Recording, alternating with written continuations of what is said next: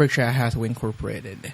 The stockholders of Berkshire Hathaway Incorporated, last year when discussing the prospects for 1975, we started the outlook for 1975 is not encouraging. This forecast proved to be distressingly accurate. Our operating earnings for 1975 were $6,713,592 or $6.85 per share, producing a return on beginning shareholders' equity of 7.6%. This is the lowest return on equity experienced since 1967. Furthermore, as explained later in this letter, a large segment of these earnings resulted from federal income tax refunds, which will not be available to assist performance in 1976. On balance, however, current trends indicate a somewhat brighter 1976 operations, and prospects will be discussed in greater detail below under specific industry titles. Our expectation is that significantly better results in textile earnings added from recent acquisitions and increase in equity and earnings of blue-chip stamps, resulting from an enlarged ownership interest, and at least a moderate improvement in insurance underwriting results will more than offset other possible negatives to produce greater earnings in 1976. The major variable, and by far the most difficult to predict with any feeling of confidence, is the insurance underwriting result. Present very tentative indications are that underwriting improvement is in prospect. If such improvement is moderate, our overall gain in earnings in 1976 likewise will prove moderate. More significant underwriting improvement could give us a major gain in earnings. Textile operations. During the first half of 1975, sales of textile products were extremely depressed, resulting in major production curtailments. Operations ran at a significant loss, with employment down as much as 53% from a year earlier. In contrast with previous cyclical slumps, however, most textile producers quickly reduced production to match incoming orders, thus preventing massive industry-wide accumulation of inventories. Such cutbacks caused quite prompt reflection at the mill operating level when demand revived at retail. As a result, beginning about mid-year, business rebounded at a fairly rapid rate. This V-shaped textile depression, while one of the sharpest on record, also became one of the shortest ones in our experience. The fourth quarter produced an excellent profit for our textile division, bringing results for the year into black. On April 28, 1975, we acquired Wombic Mills, Incorporated, in Wombic Dyeing and Finishing Company, Incorporated, located in Manchester, New Hampshire. These companies have long sold woven goods into drapery and apparel trade. Such drapery materials complement and extend the line already marketed through the home fabrics division of the Berkshire Hathaway. In the period prior to our acquisition, the company had run at a very substantial loss, with only about 55% of looms in operation and the finishing plant operating at about 50% of capacity. Losses continued on a reduced basis for a few months after acquisition. Outstanding efforts by our manufacturing, administrative, and salespeople now have produced major improvements, which, coupled with a general revival in textile, have moved Wombic into a significant profit position. We expect a good level of profits from textiles in 1976. Continued progress is being made in the movement of Wombic goods into areas of traditional marketing strength of Berkshire Hathaway. Productivity should improve in both the weaving and finishing areas at Manchester, and textile demand continues to firm at decent prices. We have great confidence in the ability of Ken Chase and his team to maximize their strengths in textile. Therefore, we continue to look for ways to increase further our scale of operations while avoiding major capital investment in new fixed assets, which we consider unwise, considering the relatively low returns historically earned on large-scale investment in new textile equipment. Insurance underwriting. The property and casualty insurance industry had its worst year in history during 1975, with our share unfortunately even somewhat more. Really disastrous results were concentrated in auto long tail contracts where settlement of loss usually occurs long after the loss event lines. Economic inflation, with the increase in cost of repairing humans and property far outstripping the general rate of inflation, produced ultimate loss costs, which soared beyond premium levels established in different cost environment. Social inflation caused the liability concept to be expanded continuously far beyond limits contemplated when rates were established in effect, adding coverage beyond what was paid for. Such social inflation increased significantly both the propensity to sue and the possibility of collecting mammoth jury awards for events not previously considered statistically significant in the establishment of rates. Furthermore, losses to policyholders, which otherwise would result from mushrooming insolvencies of companies inadequately reacting to these problems, are divided through guarantee funds among remaining solvent insurance. These trends will continue and should moderate any optimism which otherwise might be justified by the sharply increased rates now taking effect. Berkshire Hathaway's insurance subsidiaries have a disproportionate concentration of business in precisely the lines which produced the worst underwriting results in 1975. Such lines produced unusually high investment income and therefore have been particularly attractive to us under previous underwriting conditions. However, our mix has been very disadvantageous during the past 2 years and may be that we will remain positioned in the more difficult part of the insurance spectrum during the inflationary years ahead. The only segment to show improved results for us during 1975 was the home state operation, which has made continuous progress under the leadership of John Ringwald. Although still operating at a significant underwriting loss, the combined ratio improved from 1974. Adjusted for excess costs attributable to operations still in the startup phase, underwriting results are satisfactory. Texas United Insurance Company, a major problem a few years ago, has made outstanding progress. Since George Billingham has assumed command with an almost totally new agency force, Texas United was the winner of the Chairman's Cup for achievement of the lowest loss ratio among the home state companies. Cornhusker Casualty Company, oldest and largest of the home state companies, continues its outstanding operation with major gains in premium volume and a combined ratio slightly under 100.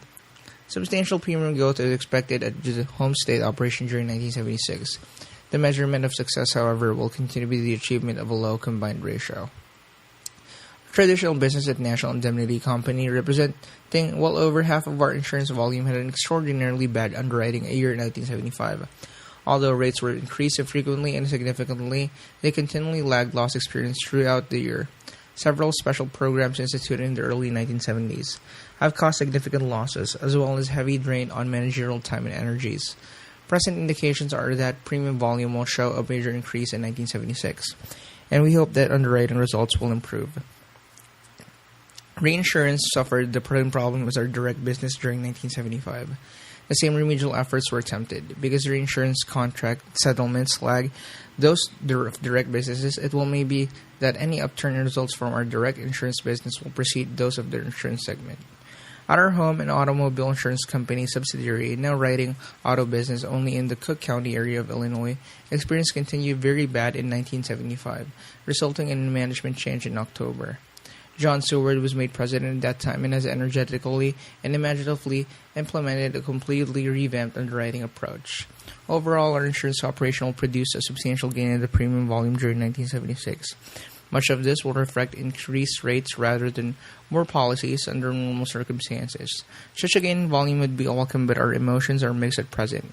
Underwriting experience should improve, and we expect it to. But our confidence level is not high. While our efforts will be devoted to obtaining a combined ratio below 100, it is unlikely to be attained during 1976. Insurance investments. Gains in investment income were moderate during 1975 because premium volume remained flat and underwriting losses reduced funds available for investment. Invested assets measured to cost at year-end were close to identical with level at the beginning of the year. At the end of 1974, the net unrealized loss in the stock section of our portfolio amounted to about $17 million, but we expressed the option.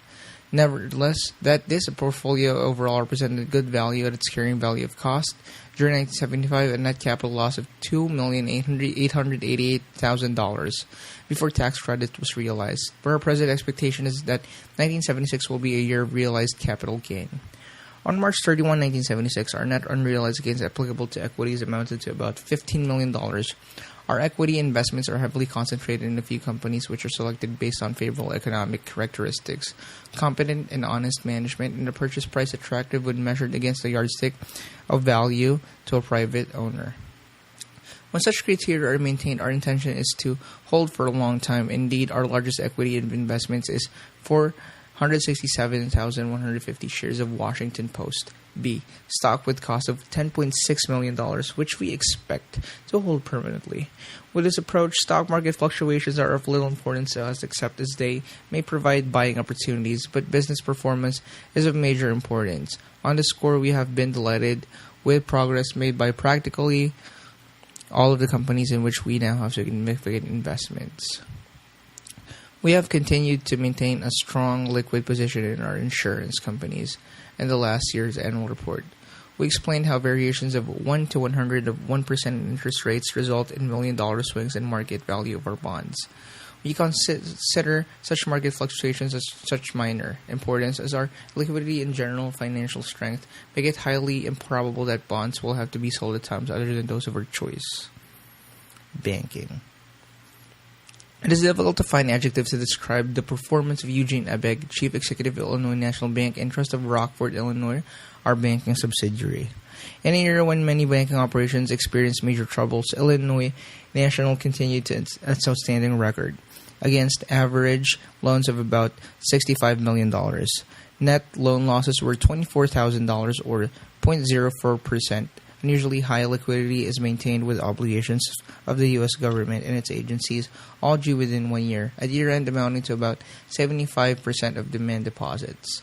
Maximum rates of interest are paid on all consumer savings instruments, which make up more than half of the deposit base.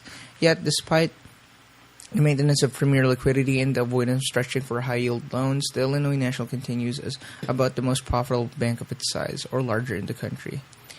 In 1975, the 30 largest banks in the United States earned an average of 0.5% on total assets. The Illinois National earned about 4 times that much. These same 30 largest banks carried down 7% of operating revenues to net income. Without counting any tax benefits from consolidation, Illinois National carried down 27%. Gene Abegg opened the doors of the Illinois National Bank in 1931 with paid-in capital of $250,000. In 1932, its first full year of operation, it earned $8,782. No additional capital has been paid in. We recommend reading its financial statements on pages 28 to 34 to see what a truly outstanding manager has built in 44 years at the helm. Under the present interest rate structure, it is expected that earnings of the bank will be off somewhat during 1976, but still will remain at a highly satisfactory level. Blue chip stamps. During 1975, our holdings of blue chip stamps remained at 25.5% of that company's outstanding shares. However, early in 1976, our holdings were increased to 31.5%. We expect some increase in our equity in blue chips earnings in 1976 because of this increased ownership. The stamp business continues its precipitous decline with volume in the year-end, February 28, 1976, amounting to only 1/6 that of the peak year ended February 28, 1970. Don Keppel and Bill Ramsey have done an extraordinary job of cost-cutting, which has served to moderate operating problems resulting from this operation of business. In addition, the acquisition of See's Candies in 1972 has proven a real winner. Chuck Huggins' management has been outstanding, and profits have moved up dramatically during the past several years. Shareholders of Berkshire Hathaway Incorporated, desiring the current annual report of blue chip stamps, should write Mr. Robert H. Byrd, Secretary, Blue Chip Stamps, 5801 Southeastern Avenue, Los Angeles, California, 90040. Federal income tax implications. In reading our earnings statement, you will notice a significant amount of federal income taxes paid in earlier years are now recoverable because of the net operating losses computed for tax purposes. Sustained in 1975, such loss results from the exclusion from income of 100% of interest from state and local issues and 85% of dividends from domestic corporations. We have exhausted our reservoir of available tax recoveries, and therefore a repeat of our overall operating performance in 1976 would produce much smaller net earnings. While we do not expect this result, it is important that you are aware of the absence of discussion in the event that operating losses as calculated for federal tax purposes should continue. Acquisition of K&W products. In addition to the 1975 Mombek acquisition, we acquired for cash and notes on January 6, 1978, 100% of the assets of K&W products, including its insurance subsidiaries. The insurance operations are minor in scope, representing business already associated with National Indemnity Company. K&W products manufacture specialty automotive chemicals for use in automobile maintenance, such as radiator and block sealants, gasket compounds, and fuel and oil additives. The company has extensive trademark or trade name protection for its products, which is manufactured at plants in California and Indiana. Although relatively small, with sales of a little over $2 million, it consistently has generated favorable earnings. Positioned as we now are with respect to income taxes, the addition of a solid source of taxable income is particularly welcome. General Review. Your present management assumed responsibility at Berkshire Hathaway in May 1965 at the end of the prior fiscal year. September 1964, the net worth of the company was $22.1 million and 1,137,778 common shares were outstanding with a resulting book value of $19.46 per share. 10 years earlier, Berkshire Hathaway's net worth had been $53.4 million. Dividends and stock repurchases accounted for over $21 million of the decline in company net worth, but aggregate net losses of $9.8 million had been incurred on sales of $595 million during the decade. In 1965, two New England textile mills were the company's only sources of earning power, and before Ken Chase assumed responsibility for the operation of textile, earnings had been erratic and cumulatively something less than zero subsequent to the merger of Berkshire Fine Spinning and Hathaway Manufacturing. Since 1964, net worth has been built to $92.9 million or $94.92 per share. We have acquired total or virtually total ownership of 6 businesses through negotiated purchase for cash or cash and notes from private owners, started 4 others. Purchased a 31.5% interest in a large affiliate enterprise and reducing the number of outstanding shares of Berkshire Hathaway to 979,569. Overall, equity per share has compounded at an annual rate of slightly over 15%. While 1975 was a major disappointment, efforts will continue to develop growing and diversified sources of earnings.